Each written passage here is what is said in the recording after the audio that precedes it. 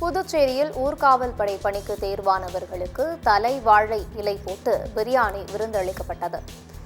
புதுச்சேரியில் நடந்து முடிந்த ஊர்காவல் படை பணிக்கான தேர்வில் அரியாங்குப்பத்தில் உள்ள தனியார் மையத்தில் இருந்து 35 பேர் தேர்வு செய்யப்பட்டுள்ளனர்.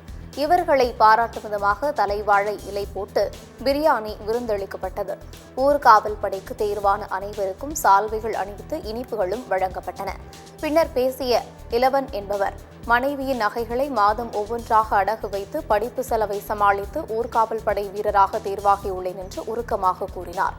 தொடர்ந்து பேசிய வினோதினி என்ற பெண், காக்கி சட்டை போட வேண்டும் என்ற கணவரின் ஆசை நிறைவேறியது என்று பெருமையாக உள்ளது என்று கூறினார்.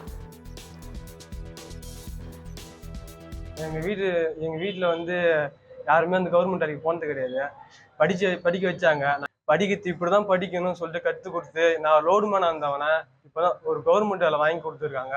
என்னமாரி நிறையா பேர் கஷ்டப்படுறவங்களை வந்து இந்த இன்ஸ்டியூட் வந்து மேலே பெருசாகி அவங்களுக்கும் ஒரு வேலை, அவங்களுக்கு ஒரு அங்கீகாரம் கொடுக்குறோம். மணலை நான் ரோடுமேனாக பார்த்து வந்தவங்க இன்னைக்கு ஒரு போலீஸ்காராக பார்க்குற மாதிரி ஆயிடுச்சு இந்த வீட்டாண்ட. நான் வந்து வில்லேஜில் தான் வந்துருக்கேன்.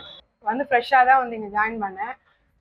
எல்லாமே எனக்கு ஸ்டெப் பை ஸ்டெப்பாக ஒரு பேசிக் லெவலில் சொல்லி கொடுத்து என்னை இந்த அளவு முயற்சி பண்ணி இப்போ என்னையும் ஒரு வேலை வாங்கி வச்சுட்டாங்க. எனக்கு ரொம்ப சந்தோஷமாக இருக்குது. எங்கள் ஃபேமிலியும் ரொம்ப சந்தோஷப்பட்டாங்க எல்லாமே.